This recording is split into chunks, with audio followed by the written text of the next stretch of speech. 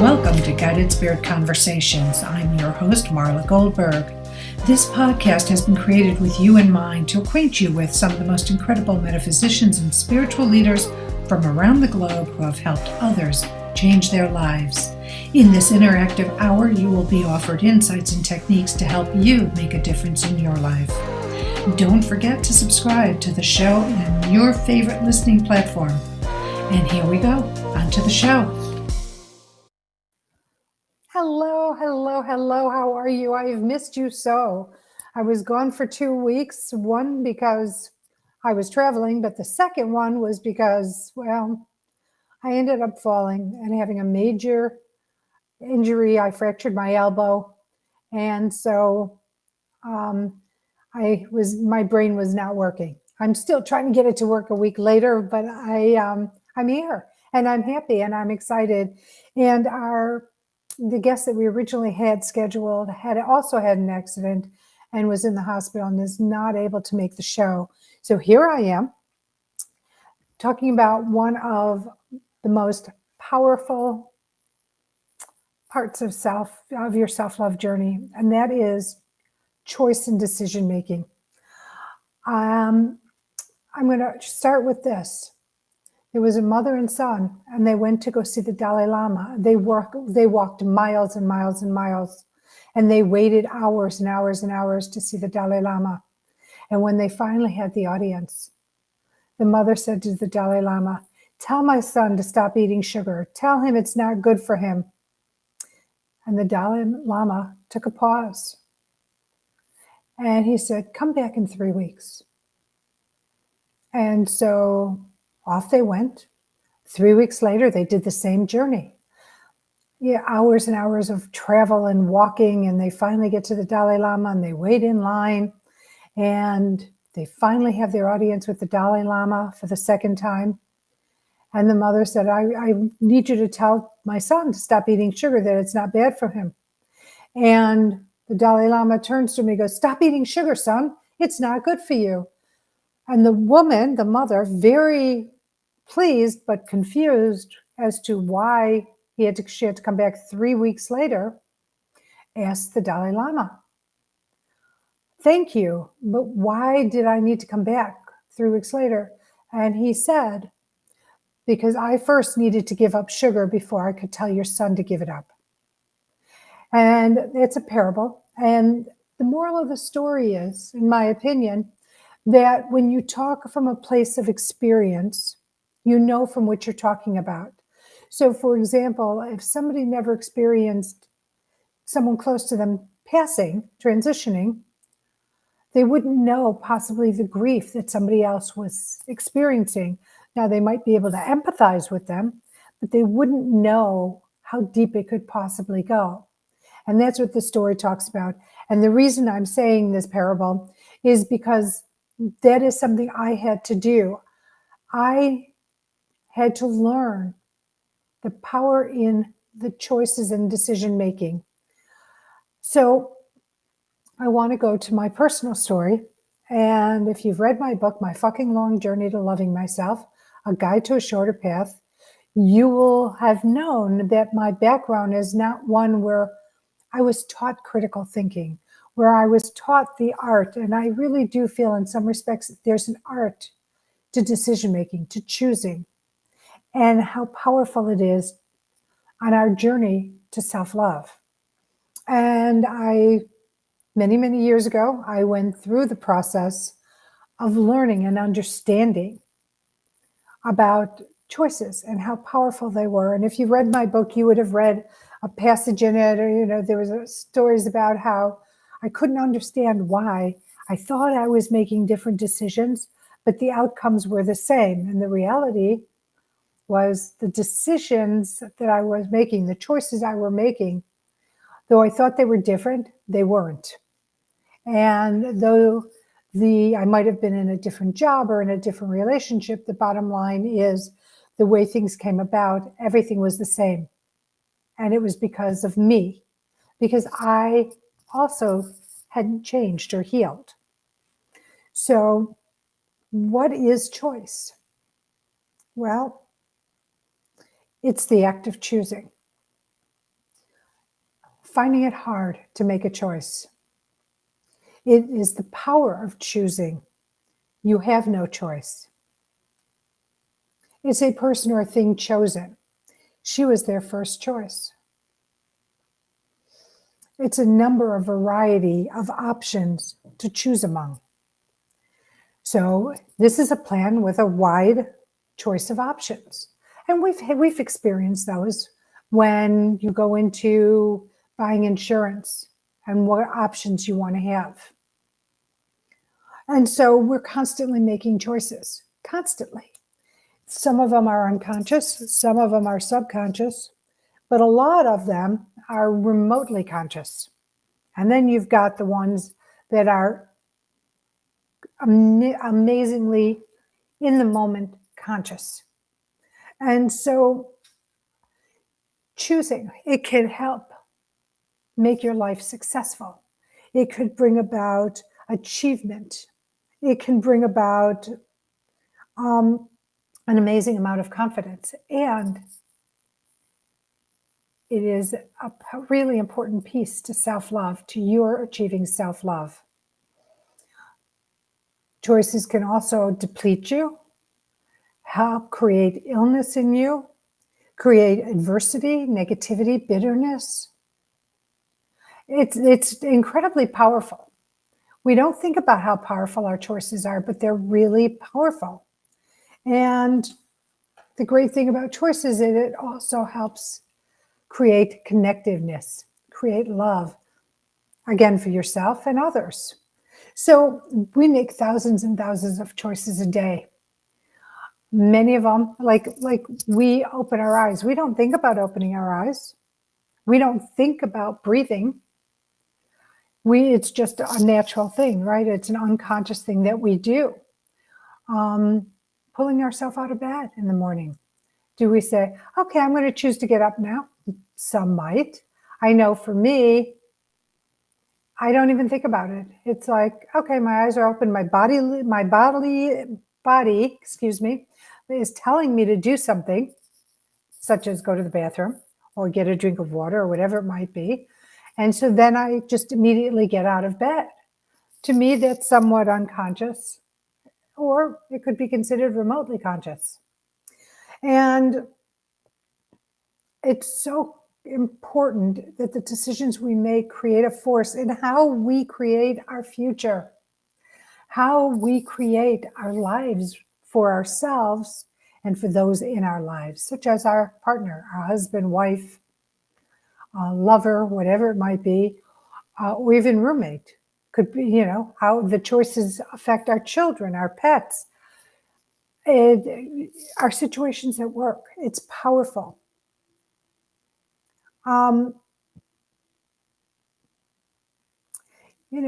It is a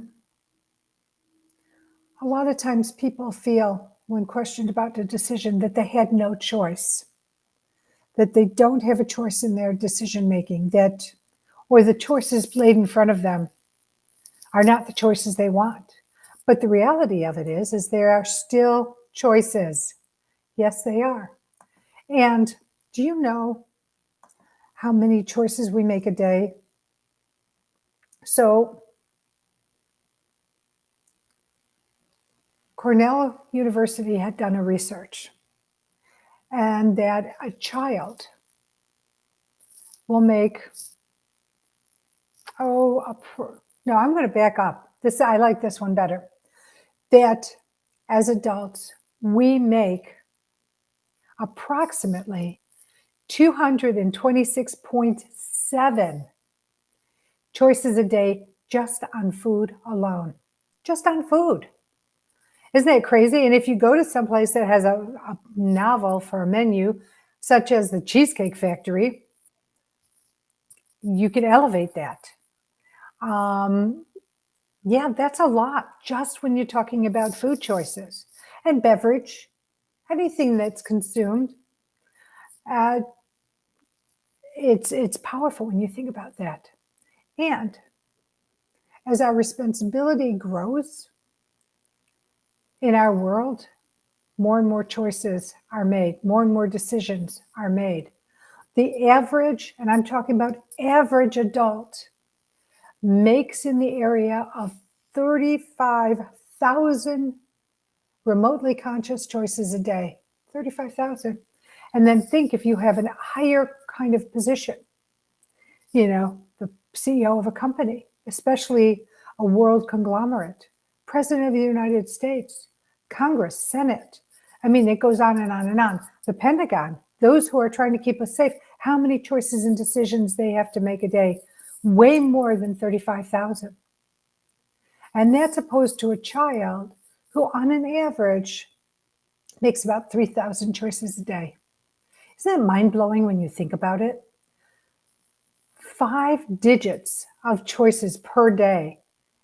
That's why I think some people get so exhausted trying to make choices and decisions. So why am I focusing so much on this? Well, I'm focusing on it because the choices we make not only show ourselves, but show others the love we have for ourselves.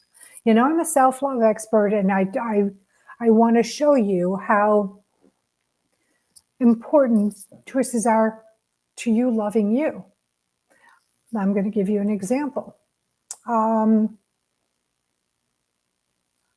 As I mentioned about my life in my book, I'm making decisions where I would think that I would have thought things out and weighed them out. And the choices I would make showed, I didn't realize it at the time, but showed so many people, not in myself, though I wasn't that aware of back then, how I felt about myself. Because if I felt better about myself, if I had more self-confidence, if I had more self-esteem growing up, the choices I made would have been without the results that I had. So as I say often, I made so many decisions that didn't serve me.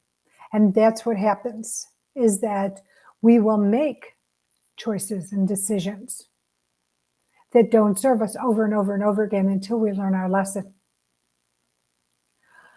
And when we learn our lesson and we change the way we think about things or dissect our decisions, well, things will start changing for us.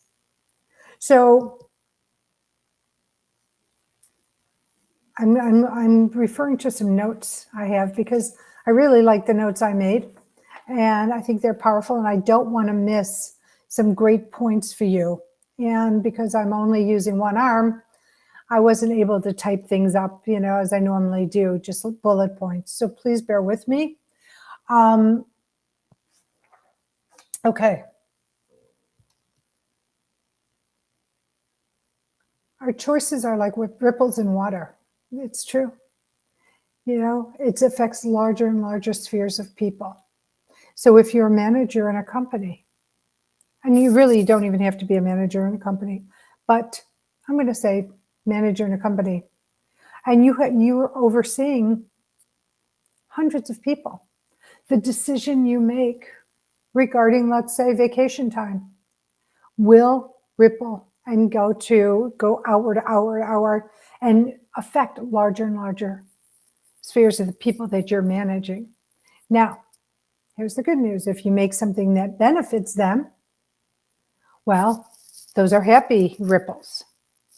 But if you make a decision that is punitive or takes something away from them, well, those are not happy ripples. They're just not. So the question be, and that wasn't great English, but the question is, how do these decisions have the ripple effect? So let's talk about some of the daily decisions that we make. What we want to eat. It's breakfast, lunch, dinner, snacks, late night snacks. Those are huge amounts of decision. What restaurants we might want to go to. What do we want to wear that day? What do we want to purchase if we're going shopping?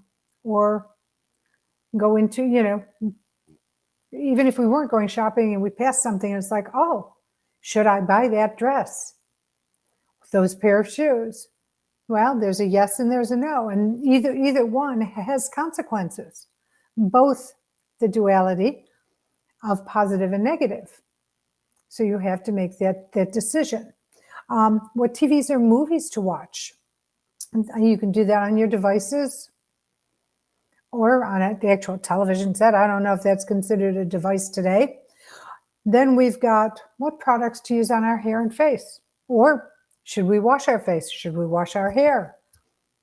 Do we want to brush our teeth? Do we want to floss our teeth? Do we want to water pick our teeth? Those are more decisions.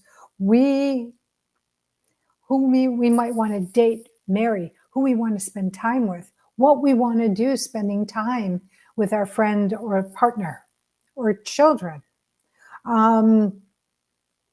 What careers do we want to pursue? What books or articles or magazines do we want to read? What apps to use? Do we want to play games? And if we want to play games, do we want to play just silly games, mind games? Do we want to do war games? And those decisions go on and on and on. I know I've left out a few, and I know you can think about some that I left out, but you know that out of that very abridged list of daily choices that we make, you can count over 1,000 choices in just that mini list. Yep, over 1,000. And I always laugh because I'm going to refer back to the Cheesecake Factory, because their menu makes me laugh because it's like reading a novel. That's why there's such long lines. People take so much time having to read all the items on the menu that they have to decide upon. I'm joking, that's a tongue-in-cheek. I love the Cheesecake Factory. But they do have a very extensive menu, and it just adds to the numbers that we're talking about here. So what's really important is that you have an awareness of how you make your decisions, what your choosing style might be. So I want to share with you 6 ways that the majority of people tend to make decisions. First, there's that knee-jerk impulsive way, which I used to be the queen of. You don't take much consideration of the consequences or, what path it might lead you down. It's very emotional. It's very hedonistic, the impulsive choice. Then you have the compliance, which is looking for the most popular option for those who are going to be impacted by the decision. You've got the delegating, which means you're choosing not to choose. You let somebody else choose for you. There's a couple of things with delegation. First of all, you have to abide by the person's choice. And if it's not what makes you happy, well, you gave away your power. You gave away the ability to make a better choice for not just yourself, but for others. You've got the avoidance or deflection because you don't want to make the decision. So you don't, or you avoid it because you're just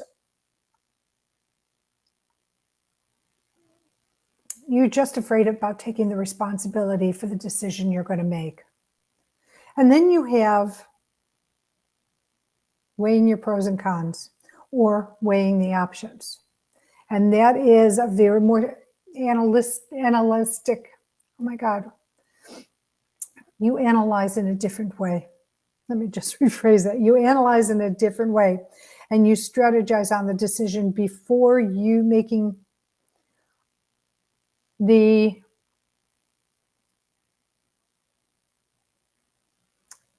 choice, before offering the decisions. And again, it could be a pro and con list, that you're weighing the options.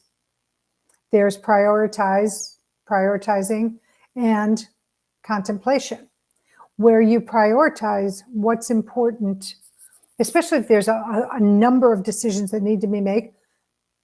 There are people that put the most important one at the top. There are many people who don't.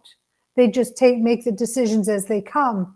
The problem with doing that without weighing all the decisions that are involved is that the first decision you make may not work with the third decision you make regarding the cluster. And then those are the 6 ones. So most people, they do a combination of those kind of decision making. And I think it also depends on how important, how big the decision is. So for example, chocolate or vanilla ice cream is not that important compared to making an offer on a house, deciding on a house to buy. I say that because that's very fresh in my world. But here's the thing, that no matter what way you decide to make a choice, no matter what strategy you use, the fact is we all have the power to choose. And there's power in choice. So just so that you're aware, that we all have it. And the choices we make are part of our self-development. They truly are. You know, it goes back to what I was talking about. Those choices are what the experiences that we bring to ourselves. And our choices guide us to where we're currently in our life. If we don't like where we're at, guess what? We can change it. How do you change it? Make a different choice.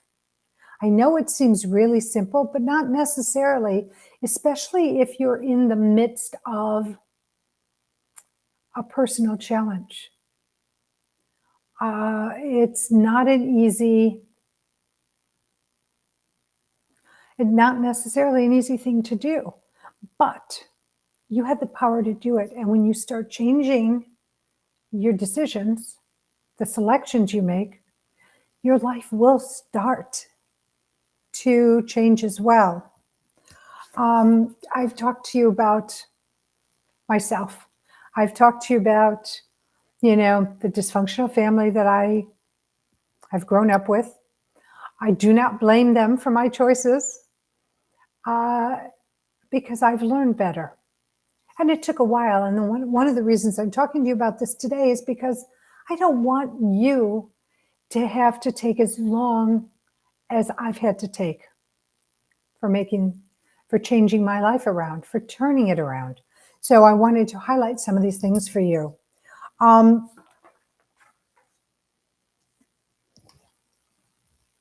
When you finally decide that you want to bring a different result in your life, you will start to make different choices. So I'll tell you one more personal anecdote. And when I was dating in the course of my life, various times, I would be what you'd call a serial monogamist.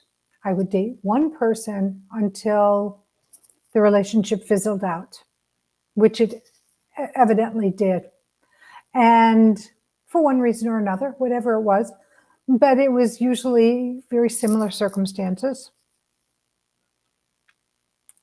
And when I became single after my divorce, I made a conscious choice. No, I'm not doing that anymore. I'm going to have fun. I'm going to get to know people. I'm not hooking up. I'm not sleeping with a ton of people. I will go back in time and casually date people, get to know them, and decide who do I want to be with, and give them an opportunity to decide also, am I somebody that they would want to spend time with on a long-term basis? And I will tell you, what came up for me is I had started dating 2 men. On paper, they were very, very similar. Very intelligent, funny, successful, et cetera, et cetera, et cetera. And today, I will tell you, 15 years later, I am with one of those 2 men. And I'm really happy to say that by pulling back and changing how, my MO, my modus operandi, that it brought a better life to me, a better partner, more laughter, more joy, more security.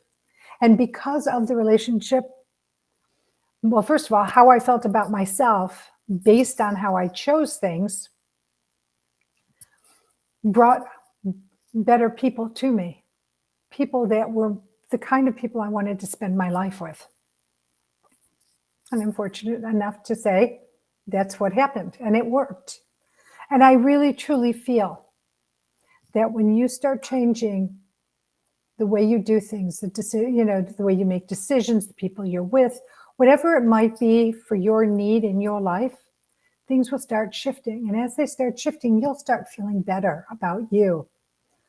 It's just so, so powerful. So what I began to learn, and when I began shifting my decision making, I became more mindful. I became more aware. I was conscious of what I was doing, and I was highly intentional. Those are 4 really powerful pieces in making decisions. Because if you do things unconsciously, if you make a decision unconsciously, you're not aware, you're not mindful, and you're definitely not intentional, and you will reap the same rewards that you reaped before. And rewards are not necessarily positive, because if you're having the same outcome for your relationships, well, why is that, right? So think about it, about how you make your decisions and your choices. So let's talk about 4 ways, 4 types, and ways people also make decisions. So some people, might be value-based. There are 2 sides to value-based.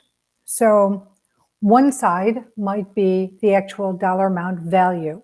So I'm going to go to buying a house. You've looked at 3 houses. There's a TV show like this. So if you haven't, you'll know what I'm talking about. They take people to 3 different homes that loosely fit what they say they want. And there's different neighborhoods, there are different amenities and different price points. And you take the location. Which of these homes is in the location you want, and the pain point, right? Can you be okay if it's further away because it offers X, Y, and Z more? I think you know where I'm going with this, right? In the decision making, some might have larger rooms opposed to more rooms that are smaller based on what your needs are. But you find out about taxes, the price of the home, what you're going to have to put into the home when you move in. Because though people say homes are move-in ready, they are only to a point, because you still have to buy things, maybe containers for storage, shower curtains. You have to choose paint colors. Most likely you'll have to repaint a home because the colors are not your colors. They don't make you feel good. And so you take all those pieces and you make your decision accordingly. Okay, that's one way of doing something based on value, the value it brings to you. But then there's a different kind of value. So for example, I know somebody who said this to me, and that they value their freedom and independence. And they're an independent contractor, a consultant and coach. And for this individual, their value is if they were offered a full-time job, it didn't make a difference what the amount of benefits were, because this person values the way they spend their time and the freedom to be able to do things the way they want to do them. That would not be a decision they would make. It didn't meet their personal values. And so that's part 2 of a value-based decision. So, but no matter how you make that decision, there's still an element of emotion that comes in all our decisions. So for example, I'm going to go back to the value-based.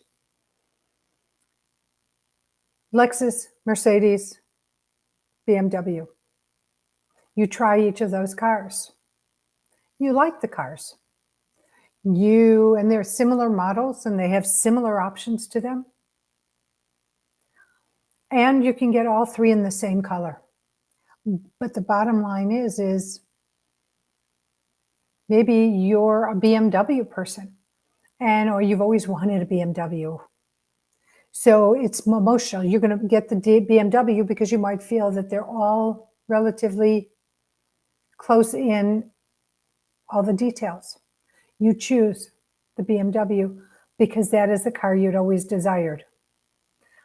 Back in the day, I remember when we were kids, it used to be Mercedes. And that's when you didn't have the truly amount of options that you can have today. Then we have our habit-based decisions.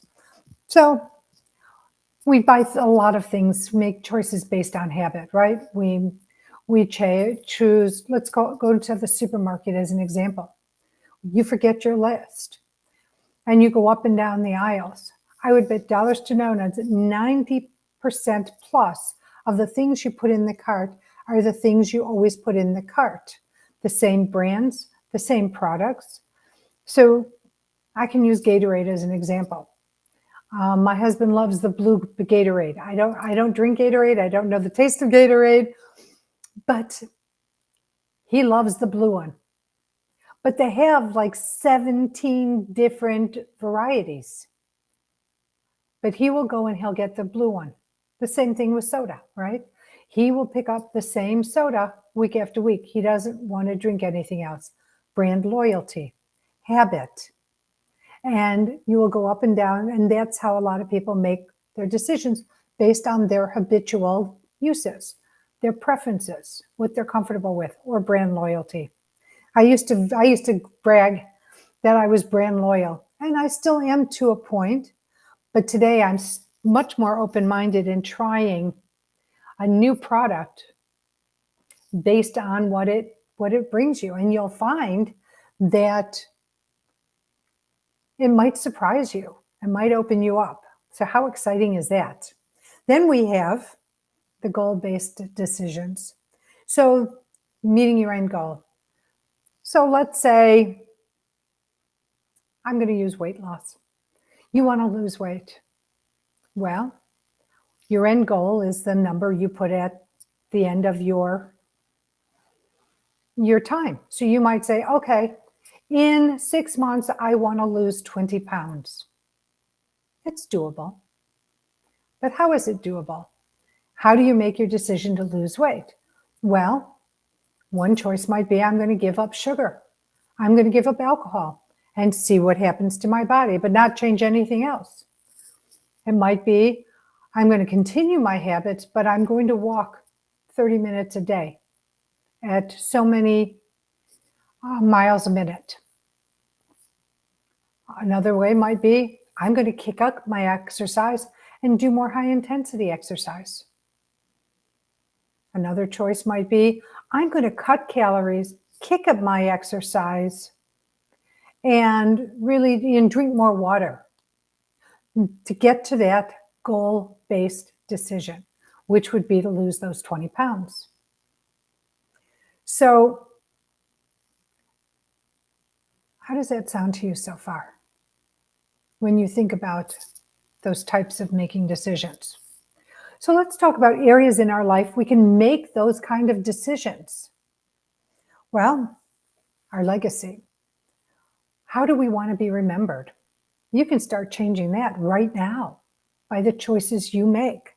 So as Don Miguel Ruiz Sr. says in the 4 Agreements, being impeccable with your words, your thoughts, your deeds. And that way people may change the way they remember you. So if you've always been a little curt or sarcastic or dry, or you were, you like to poke the bear, as I like to say it, or pet the snake, whichever one. And all of a sudden you say, no, I want to be remembered as somebody with love in my heart, compassion, giving, generous, supportive. Well, you have to make changes to accomplish those goals. Then there's our health. Well, no matter how great we are in our health, we can do things to possibly tweak it and make it better. And those are based on our decisions, right? So maybe you're running and you've got a bum knee or hip, but you continue to run. Well, you're not going to have great structural health if you're doing those things, right? So if you're having pain, stop. The decision might be, well, I'm going to take off 6 weeks and see if it doesn't get better. Or I'm going to take off 3 months. Another health is how we eat, right? If you eat a lot of processed foods, maybe your choice for a healthier life will be cutting back on those processed foods, or, well, hang on to this one, maybe eliminating them out of your life and seeing how you can supplement your eating style with maybe more fruits and vegetables, maybe less processed foods. You know, if you want to give up sugar, substitute them for some dates. Those are some mighty sweet little pieces of fruit. Seriously.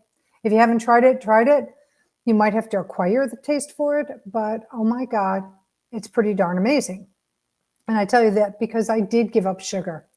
I used to, in one of my businesses, I had a candy manufacturing business. I had a bakery. I was in catering. I loved sugar and I was highly addicted to sugar. And I made a deal with myself. See if you can go for 24 hours without ingesting sugar. And I did. And I lived to talk about it. So I said to myself, let's try for 2 days, 3 days. Well, I'm happy to say that it has been on October 1st, will be 8 years, 8 or 9 years. I have to count back, but 8 or 9 years, 9 years since I gave up sugar. And it's been amazing. It's been an amazing shift in my health. How do we want to spend our time? That's a choice you have. If you're spending a lot of time on your devices, is that enhancing your life? Is it enhancing your day-to-day? I understand it's relaxing. I understand you can turn off your mind, but you have the power, you have the ability to choose how you want to spend your time and who you want to spend it with. Information input. Well, how much do you want to watch the news? How does that enhance your life? For most people, it doesn't, because what they tend to show on the news is not the positive, bright side of things. It tends to bring negativity into your life because you bring it into your living room. You've got relationships. Well, we have all had relationships that have been toxic. Some of them are our immediate family. What do we do about it? How do we do it? We can change it. We can change it by our reactions to what goes on. Now, if your family is anything like my family, the people think that they have a free, an open line to criticize you, judge you, tell you what you're doing right or wrong and how you're doing it. Are you doing it well or not doing it well? And guess what? What do you do with those relationships? Well, me, arm's distance. You know, you do what you need to do. You spend the time you need. But if it starts getting out of control, you change the narrative. How do you do that? You can excuse yourself. And then when you come back, you can say, this conversation is not, I will not have this conversation. So let's change the subject. And if they don't change the subject, you can excuse yourself. People who are toxic in your life, you don't have to have them in your life. That's your choice. That's your decision. That's something you can change. Our work. Well, how many people do you know who have gotten a job because, well, it pays well or it has benefits, but they hate what they do? I can't tell you how many people I've met who have gone for a degree and then never used that degree. Even some, as much as somebody who wanted to be a doctor, and when they started doing their residency said, I don't want to be a doctor, became a lawyer. They changed their life based on what would make them happy. And some of us can't just have the freedom to say, I'm going to quit my job and do this. But here's what you can't do. You can, on the other side, do something as a hobby and build it up to be a living. And then, as many have heard me say before, when you do what makes your heart sing, it's not work at all. And you can put so much more into what you're doing because you're loving what you do. I'm going to take a brief break. It's charity shout out time. And so I am going to do a broad stroke charity. You've heard me talk about other charities like Pause Chicago, National Cancer Society, Mayo Clinic are a few of my favorites. I'm just going to ask you to look into your heart, and whether you donate money, items, or time, find a charity to support. Be of service. That's part of the reason we're down here, is to be of service to another. So find something that really pulls at your heartstrings and contribute. Bring to whatever it might be, again, money, time, or a contribution of items. So please do that. So thank you for that. Okay, what else can we change? Our values. Okay, I'm getting a question. Can you elaborate on the concept of choices as a continuous process as it reflects on our self-love and self-worth? Well, yes. And as I've talked about this a few times, I've addressed it, is that our choices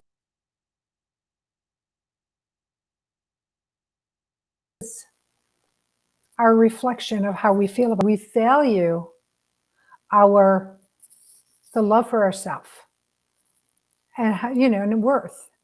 And it's important to make choices that reflect that. Because if you're like the way I was, and I would make these choices, and they just really showed everyone how I didn't love myself, then you make those choices that show how you do. And part of that is incorporating boundaries. I know we're not talking about boundaries today, but there are boundaries in everything. And you need to truly delineate boundaries for your choices. Because, and the other thing is continuity, consistency, being consistent in your choices, being mindful to consistently make choices. So you can make a choice that you're going to be grateful, but then not do anything to back that up. No gratitude practice, no gratitude when somebody does something kind for you.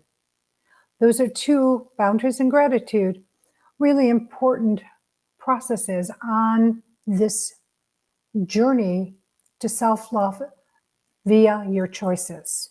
So I hope that answered your question. But going into your values, you can change them. The most important thing is not allow someone else to impress their values on you and make their values your values unless you truly believe in them. So you can change that. You can change your beliefs. I've changed mine. I changed my beliefs about so many things because of my new path, my trajectory. Our words, well, we can change our words. We can be kinder on how we say things to people, and not just, as my mother would say, she would say it in Yiddish, and I can't do it properly, but the basic message is, what's on your mind is off your tongue. Like there's no filter, there's no pause.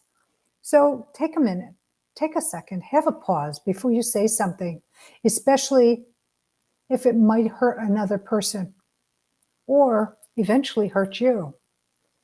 Let's see, our last one is our actions, changing our actions. We don't need to constantly be right, constantly do things because we want to do them without thought for somebody else or how it will affect somebody else.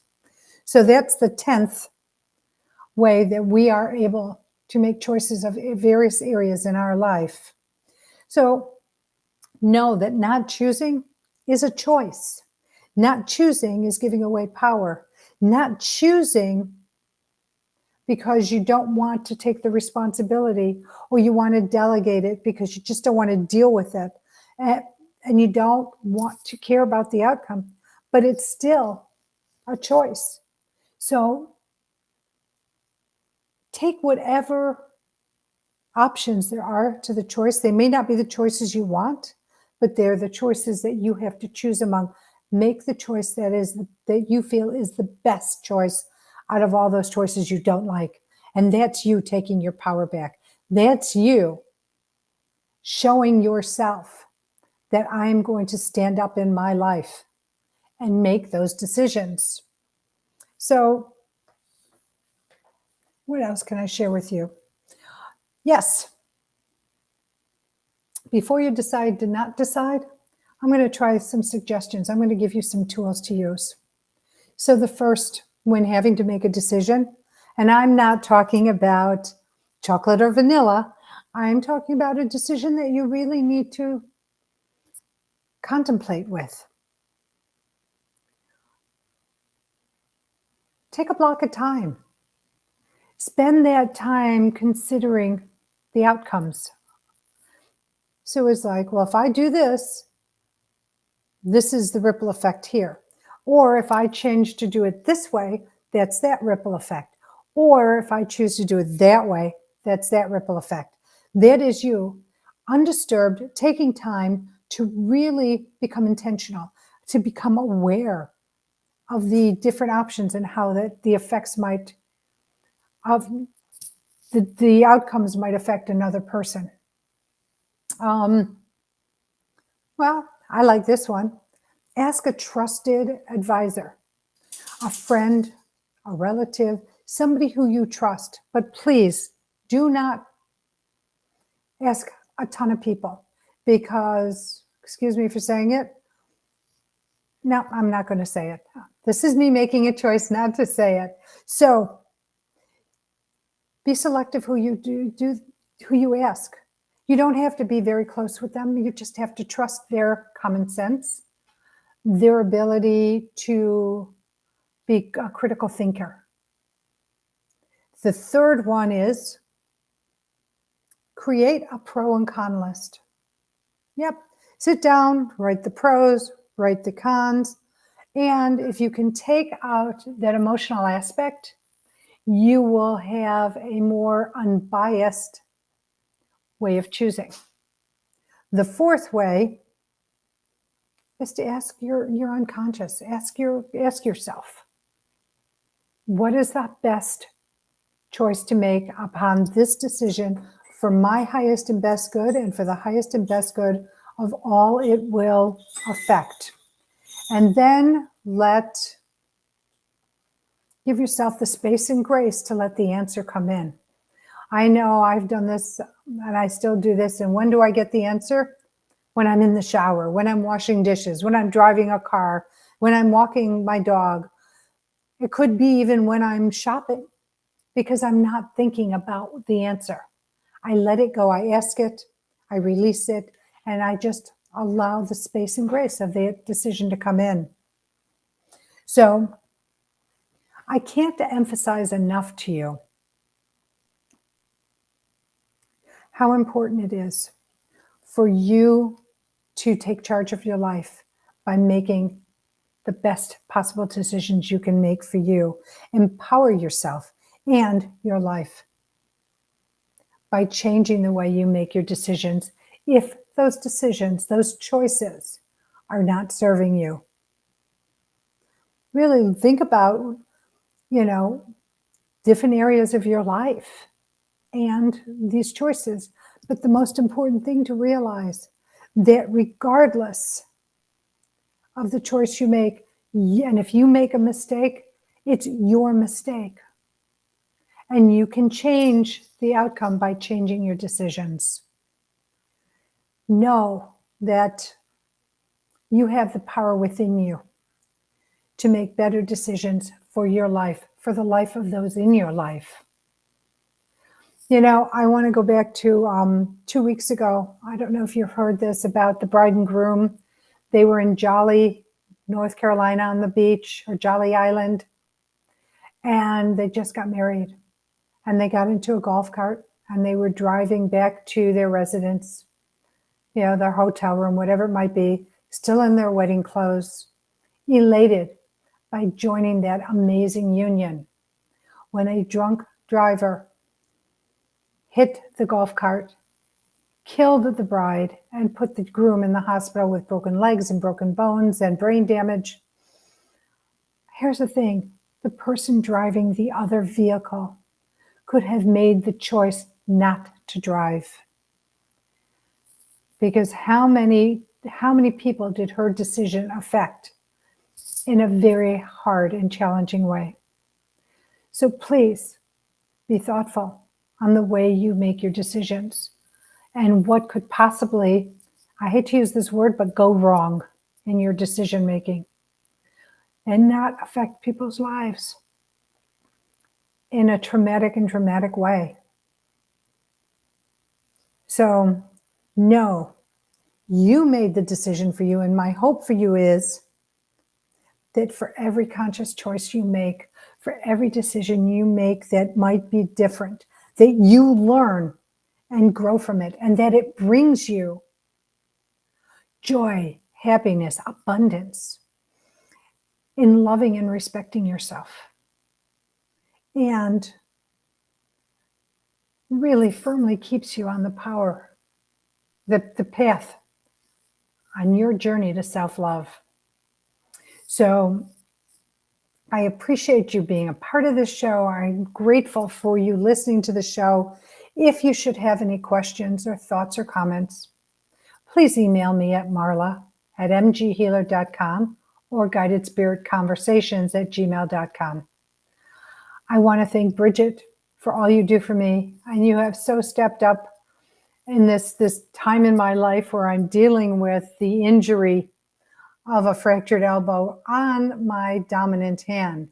So it's it's not only a lesson, an opportunity for me, but Bridget, thank you for all you've done to help me in this experience that I'm now undertaking.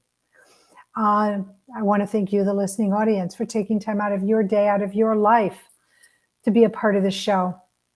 I would appreciate it if you like the show, like it, subscribe to it so you don't have to miss one single episode.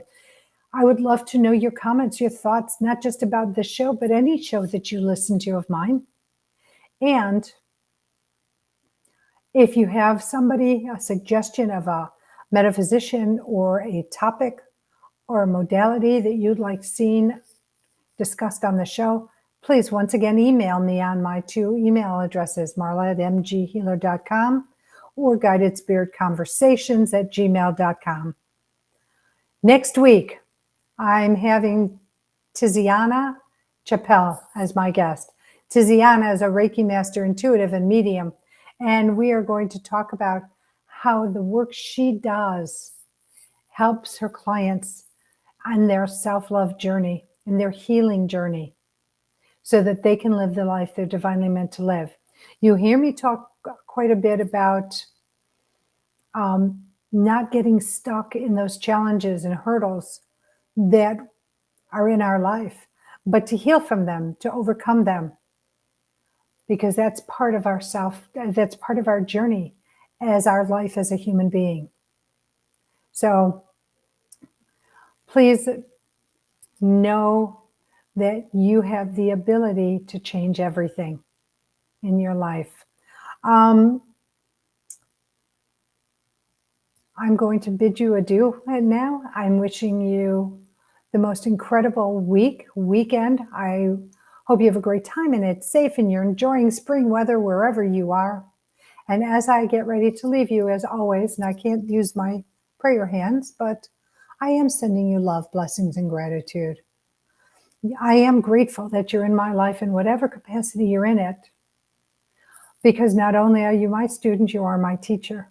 Not only am I a teacher, I am a student. And our education not only is in this life, but it surpasses and comes with us on the other side of the veil when we transition, and will come with us again when we're reincarnated. So know that, and know how grateful I am for you. Also, I'm going to say those 3 words that I always say. I love you.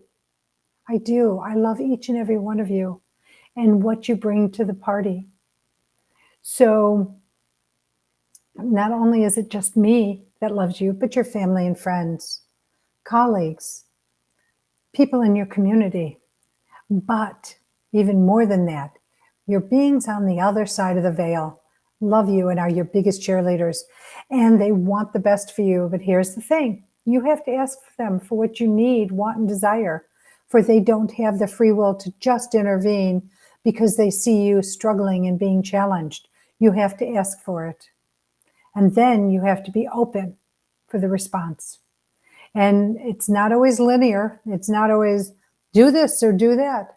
It might come as an inspiration in a poem or a song or a passage in a book. Or you may overhear somebody talking, and that might be the catalyst you need for you on your trajectory.